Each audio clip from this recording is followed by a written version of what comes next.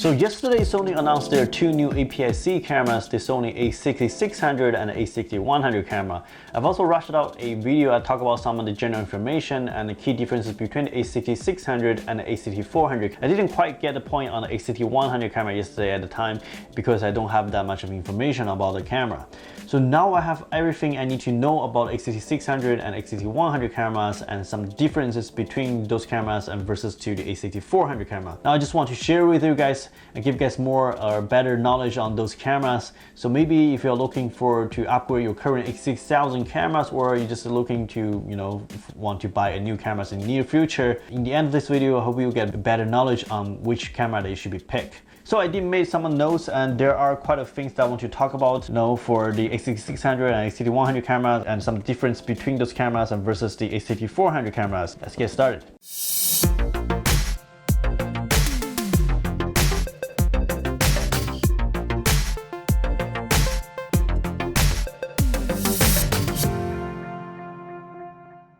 Most of all, in general, those three cameras, the 6600 and 6100 and 6400 camera, are pretty much the same camera. But there are some differences. First of all, a major thing on the A6600 compared to the A61 or 6400 is it has an APS built in. But it's still the same APS system in the A6500. I don't think Sony has done any improvements on that APS system, so it basically just exactly the same APS that they used in A65 and now they put it into A66. Gives you 5 stops of stabilization, and if you pair that with a OSS lens, you are more stabilized. So that's very good for people who like to handheld their cameras and shooting photos and videos with, especially for vloggers, I guess. With APS, it's a much better vlogging camera compared to the A6400. And next is also a major thing, this probably the most thing I like it about the camera is now using a bigger battery, which is the Z battery, that same battery that used on the A7 Mark III, R Mark III, R Mark IV, and the A9. With that Z battery, now you get up to 2.2 times the battery life compared to the A64 or A6100, and still A64 and AC1, they're still using the same battery, the FW50 batteries. Sony says, so now you get the battery life up to 810 shots with the LCD or 720 shots with EVF. So now that's really a lot, right? Probably the highest number or the longest battery life I've ever seen in an APS-C size camera. The bigger battery which means Sony has to design with a bigger grip. So with the bigger grip, a lot of people are going to like that design because a lot of people are going to say it's a better ergonomic design. It just fits for bigger hands, and you can hold the camera much tighter. Actually, for me, my hand's not that big, so even with the small grip like this, I feel okay, like comfortable, but I'm not sure how big that grip is, but maybe I want to compare that with this A7 R Mark III, but I guess it will be the same if you side by side compare that. Yeah, I think overall, of course, the bigger grip is going to feel much better, but the main point I like very much about that camera is the battery life. So that makes a lot difference on this camera here. So pretty much the biggest thing that excites me a lot besides of the IBIS. Still using the same SD card slot, the same UHS-1, not UHS-2, and still in the battery compartment. Like I complained in my A6400 review, I really wish Sony can move that SD card slot to the side of the camera. It just gives more convenience for me to swap out the SD card without opening up the battery compartment. I get it, why not upgrade to UHS-2? Mainly I think it's because on the Sony side, it's also saving the cost. On the other hand, is the current high-speed SD card, UHS-1 cards, are capable enough to, handling the data transfer on this camera, on the Sony's camera. Because right now, if you're shooting videos, doesn't matter 4K or the 1080p to 120 frames per second, they all maximum at 100 megabyte bit rates. So if you're just using the camera to shooting videos with, that's totally fine for you.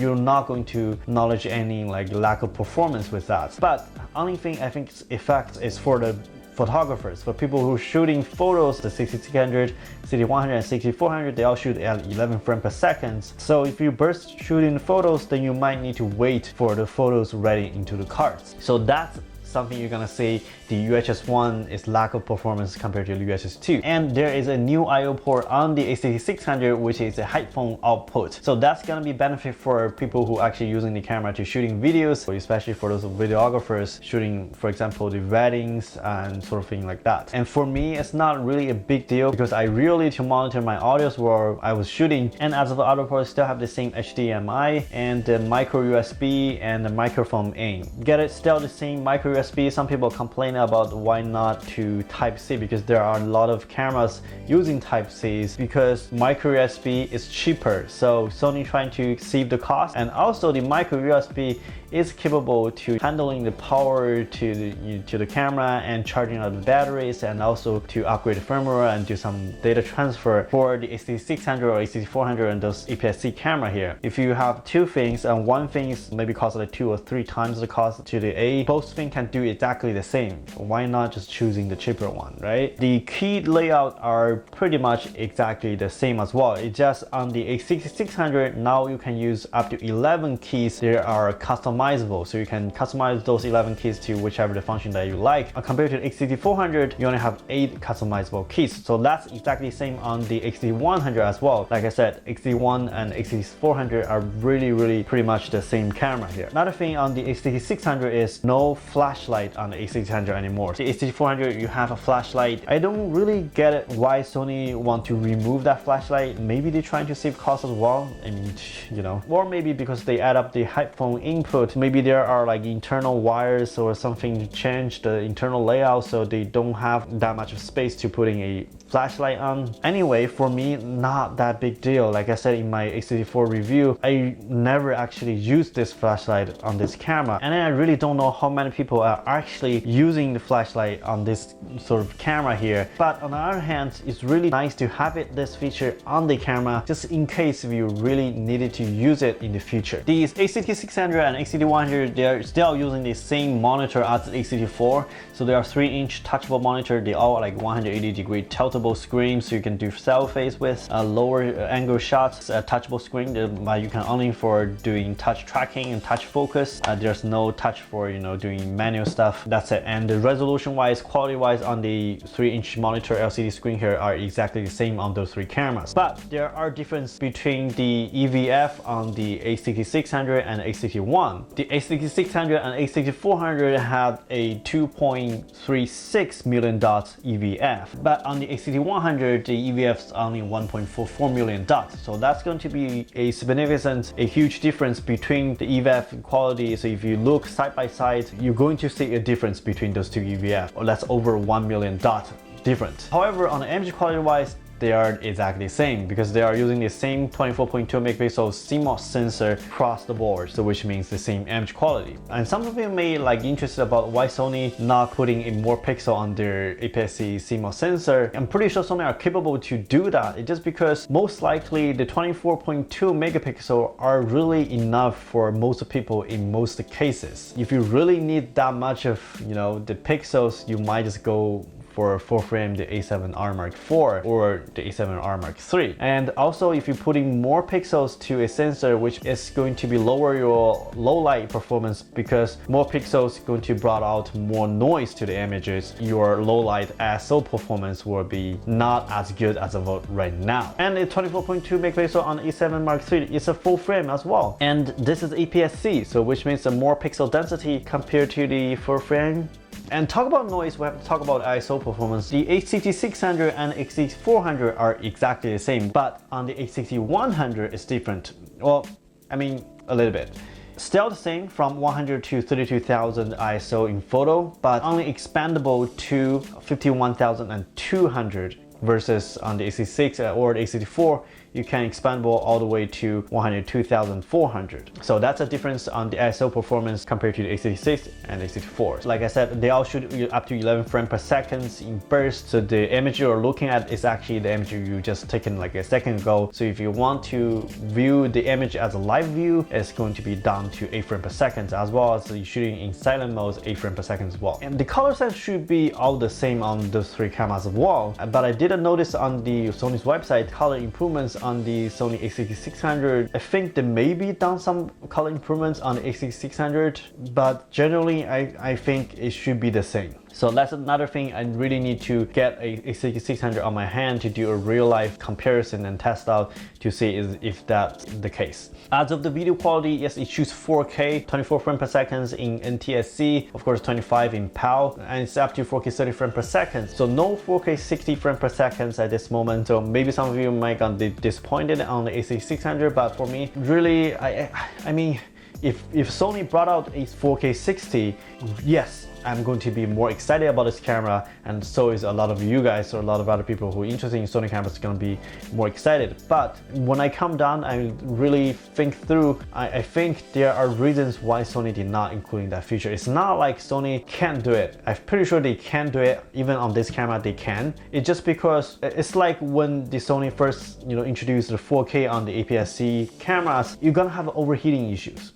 The 4K 60 is going to have even more heating issues causing to the camera, because this is such tiny body and doesn't have a fan, or I'm pretty sure the thermal performance on this small body is really limited. So if you put a 4K 60 on the body like this, on this camera, it's really going to generate a lot of heat. It's going to affect a lot of user experience. So like the really beginning when Sony really first introduced the 4K to this camera, it's overheating in just like 5 minutes. So after 5 minutes, the camera has to be shut down and needs to be cooled down for like another 10 or 20 minutes to be able to actually turn it on and start shooting again. So if you have the same issues on the 4K 60, when they first announced that features, a lot of people are going to be really excited about it. But when the people starting to using that feature, and all those people are excited at the beginning, were starting to complain about that. So that's something Sony don't want to have, I guess. So they hold on to that until they actually figure out a way to address that heating issues on this sort of body. Until then, the 4K 30 is what we have now. It's still shooting from 6K and down something to 4K, and you can shoot 4K HDR in A6600 as well, but not on the A6100. A6400 and A6600 camera have picture profiles built in the camera, but on the A6100 camera there are no picture profiles. So if you notice on the specs on the Sony's website, you cannot find any picture profiles that stays in the A6100. If you just use it for casual shooting, like if you don't care about the color grading at all, A6100 is the one to go, but no APS though. So if you cared about the APS stabilizations, then A6600. And same 1080p up to 120 frames per second at 100 megabyte per second bit rates. Also the same 8-bit 420 internally recording and up to 8-bit 422 externally. They are not going to be changed, so some people are expecting, oh, I can maybe recording externally for like 10-bit 422 for some of other cameras like the Canon or like the Panasonics they can do. No, that's not the case. Same as the A6400, no 30-minute recording limit on the cameras, so you can just keep recording your footage until the battery is fully exhausted. About 2.2 times the battery life compared to the A64. I've done some tests, single battery from 100% continuous recording in 4K until the battery fully exhausted. I think I got like more than 1.5 hours, like 1 hour and 40 minutes. If that 2 times of battery life is really the case, then you should be expecting on the A6600 at least continuous recording in 4K for 2 hours or maybe up to 3 hours. But I'm not sure if in that time the overheating issue is going to be an actual issue, because since right now we keep recording for 1 hour or something, that's fine. You're not going to get overheated on this A6400, but for like over 2 hours or continuous recording, I'm not sure. And yes, they all have time-lapse as well. That's the same thing that introduced back on the A6400. The autofocus system, so across the board on those 3 cameras are exactly the same.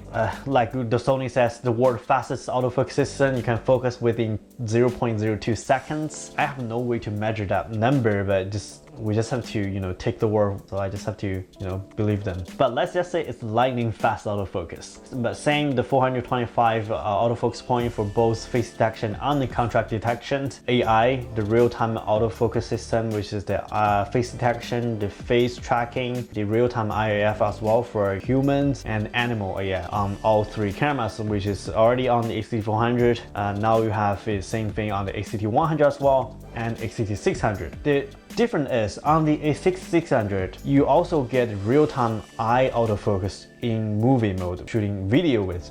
Right now, we don't have this function in the A6400, even with the firmware upgrade. Expecting there are no such functions in the A6100 as well, but on the A6600, you do have that feature. So if you cares about eye autofocus when shooting videos, that's really a good thing for you to consider. And also, yeah, those face and eye autofocus systems are also working, available even if you connect the camera to an external monitor, and also it won't dim out the screen on the camera as well. And yes, all works when you're shooting in 4K. So that makes it the A6600 truly a baby A9 right now. Basically exactly the same functionality, same autofocus system on the A9. So what the A9 can do now, the A6600 can do the same thing. Is that going to make the A6600 a better video camera than the A7 III?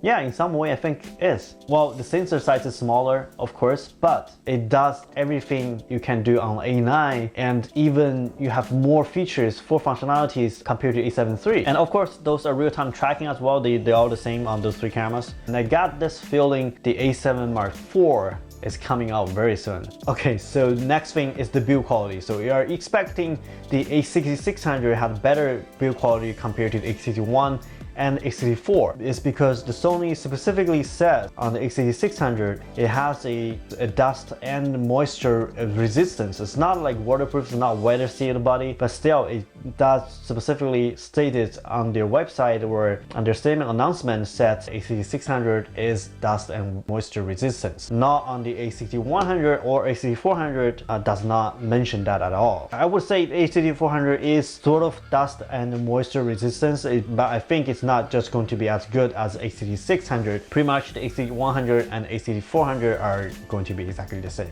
Alright, the last thing, the price of these cameras. The A6100 will be available in October 2019, which is this year, October, and it's going to be starting at $750 in the US or $1,000 in Canada. So that's a body only. So if you want to get a kit lens like the 16 to 15 millimeters as like this one on the A6400, it's $850 in US and $1,100 in Canada. And A6600 is going to be available in November, which is a month later than the 6100. Then it's starting at $1,400 in the States, and in Canada it's going to be $1,900. If you want the kit lens, so that kit lens comes with is the 18 to 135, so that's going to be $1,800 in the States and $2,400 in Canada. Compared to A6400 currently, it's $900 in the States, $1,250 in Canada. That's a body only. If you want the kit lens with the body, so it's gonna be $1,000 in the US, $1,350 in Canada. That's pretty much everything that you need to know about this A6600 and A6100 cameras. Pretty much the major improvement, the major difference is going to be on the A6600. But between A6100 and A6400, I really didn't find that much of difference between those two. Only benefits to get A6400 if you want to pay extra $200, you get the picture profile on the A64. Pretty much everything else is exactly the same on the A64 versus the A61. The A6600 on the other hand, of course, is a different story, and that's why that is a really good camera for people who are still using A65 camera and upgrade it from A65 to A66. A6400 users, I don't find that much of interest to upgrade A6400 to the A66. If you really cares about IBIS, if you really cares about battery life, then yes, go for it. If you're happy about the image quality, happy about what you do with this camera, then I probably say just keep using the A6400. Alright, so that's pretty much it for this camera. Hope you guys like this video, and if you like it, please hit that like button. If you don't like it, the button's out there. Subscribe if you haven't done so, and I'll see you guys in the next one. Cheers, guys.